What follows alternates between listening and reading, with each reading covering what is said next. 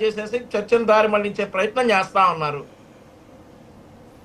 Okay, yes, okay sir, మళ్ళీ వస్తాం మీ దగ్గరికి. యా, కృష్ణవేణి గారు గుడ్ మార్నింగ్ మేడం. సో నిన్న శాసన మండలిలో ఒక చర్చ జరిగింది. ఎస్, చర్చ జరిగింది. ఒకసారి ఆ డాక్యుమెంట్ కూడా చూద్దాం. పీసార్ ఒకసారి ఆ డాక్యుమెంట్ ప్లే చేయండి. ఈ డాక్యుమెంట్ మనం చూస్తున్నాం. నిన్న Andhra Pradesh legislative council list of business Thursday 26 February 2026 11th day of the 49th session 10 AM. ఇందులో చాలా స్పష్టంగా మూడో అంశం షార్ట్ డిస్కషన్ టీటీడీ లడ్డూ ప్రసాదం అని చెప్పేసి సెక్రటరీ జనరల్ టు లెజిస్లేచర్ ఇచ్చినటువంటి ఒక నోట్ అనమాట. ఇది చాలా స్పష్టంగా అందులో ఇది ప్రభుత్వానికి సంబంధించి షార్ట్ డిస్కషన్ చేసేందుకు అవసరమైనటువంటి చర్యలు తీసుకుంటాం, సో ఖచ్చితంగా షార్ట్ డిస్కషన్ చేస్తామనేటటువంటి అంశాన్ని ఇక్కడ ప్రముఖంగా పెట్టినటువంటి సిచ్యువేషన్ ఉంది. మరి దీన్ని ఏ విధంగా చూడొచ్చు అంటారు? అంటే ఆల్రెడీ చర్చకు సిద్ధమైన తర్వాతే కదా ఇప్పుడు ఈ నోట్ ఇచ్చింది. మరి చర్చకు సిద్ధమైనటువంటి వాళ్ళు పారిపోయారని చెప్పడంలో ఉన్నటువంటి వాస్తవం ఎంత, దాన్ని ఎలా మనం చూడొచ్చు అంటారు మేడం? సార్ రాజు గారు, మీకు వీక్షకులకి మరియు రవికుమార్ గారికి, నవికిరణ్ గారికి, బండారు వంశీకృష్ణ గారికి, మోహన్ రెడ్డి గారికి అందరికీ కూడా మనకి సార్ తిరుపతి విషయం మీద ఈ రోజు మాత్రం చర్చకి పట్టుబట్టడం కాదు. గతంలో మొన్న కూడా చూసాం, ఇద్దరు ఎమ్మెల్సీలు ఆ రోజు నోట్ ఇవ్వడం చూసాం.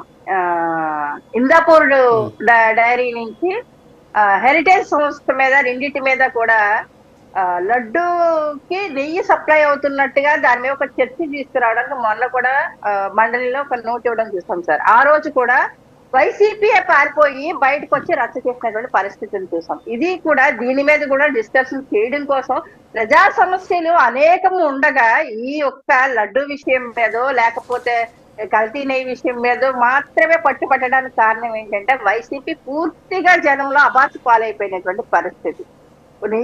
నెయ్యిని కల్తీ నెయ్యిని అంటే తయారు చేసినటువంటి విధానాన్ని కానీ ఆ సప్లై చేసినటువంటి విధానాన్ని కానీ ఇదంతా కూడా ప్రజలందరూ కూడా చూశారు. వైఎస్ఆర్సీపీ పార్టీ అధికారంలో ఉన్నప్పుడు అంటే అక్కడ జగన్మోహన్ రెడ్డి గారే చేశారు ఇదంతా అన్నట్టుగా, మా అధినేత పవన్ కళ్యాణ్ గారు అన్నట్టుగా వైసీపీ వాళ్ళు ఎలా ప్రజలకు తీసుకెళ్లారో చూసాం. కానీ అక్కడ మా అధినేత పవన్ కళ్యాణ్ గారు కూడా క్లారిటీ ఇవ్వడం జరిగింది. ఆ రోజు టీటీడీ బోర్డులో ఉన్నటువంటి వ్యక్తులు చేసినటువంటి దానికి ఎందుకు వీళ్ళు పదే జగన్మోహన్ రెడ్డి గారే జగన్మోహన్ రెడ్డి గారు ఎందుకు భుజాలు తడుముకుంటున్నారు? నేను జగన్మోహన్ రెడ్డి గారు పేరు తీసి మాట్లాడలేదు కదా. ఆ రోజు బోర్డులో ఉన్నటువంటి వ్యక్తుల్ని ఎందుకు వెనకేసుకొస్తున్నారు?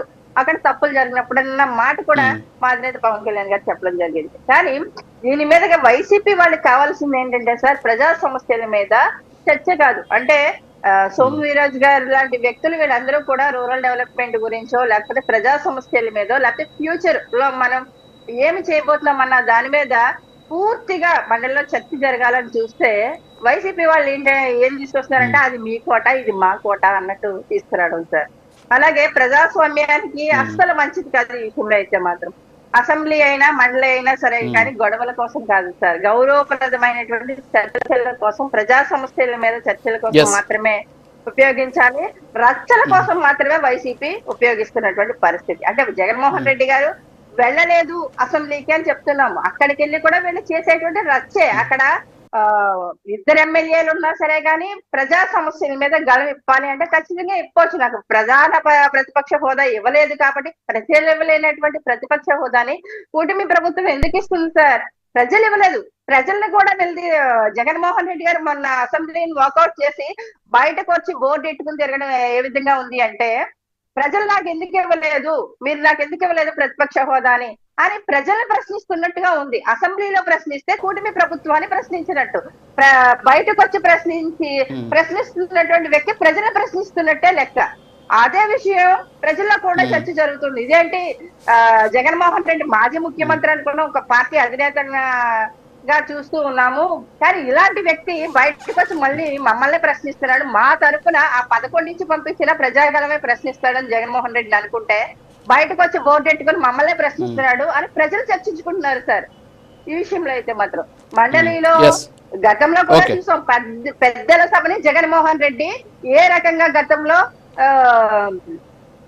రద్దు చేసి ఇవాళ కూటమి ప్రభుత్వం మీద ప్రశ్నిస్తున్నారు. నిజంగా కూటమి ప్రభుత్వం పెద్దల సభను రద్దు చేయాలంటే ఈజీగా రద్దు చేయొచ్చు, కానీ జగన్మోహన్ రెడ్డి గారు లాంటి చేతగాని పనులు అయితే మాత్రం కూటమి ప్రభుత్వం చేయలేదు.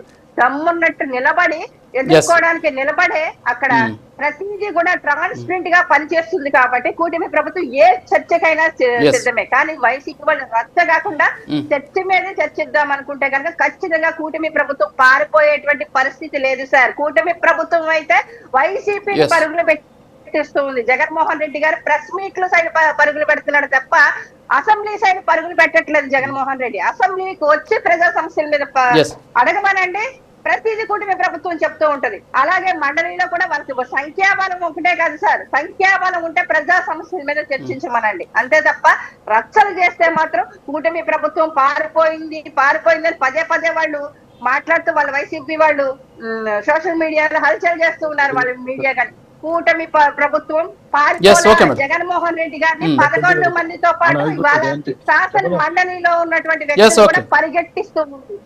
అభివృద్ధిని పరిగెట్టిస్తూ పనిచేస్తూ ఉంది. ప్రజల కోసం సంక్షేమ పథకాన్ని అభివృద్ధి తీసుకెళ్తూ ప్రజల డెవలప్మెంట్ కోసం పనిచేస్తూ ఉంది కూటమి ప్రభుత్వం తప్ప జగన్మోహన్ రెడ్డి గారు పారిపోయినటువంటి పరిస్థితి తప్ప కూటమి ప్రభుత్వం అయితే మొత్తం అభివృద్ధి పరుగులు పెడుతూ ఉంది. ఓకే మోహన్ రెడ్డి గారు 1 minute కృష్ణవేణి గారి ప్రశ్నలకి మీరు ఆన్సర్ చేసేస్తే మళ్ళీ నేను వేరే గెస్ట్కి వెళ్తా. మళ్ళీ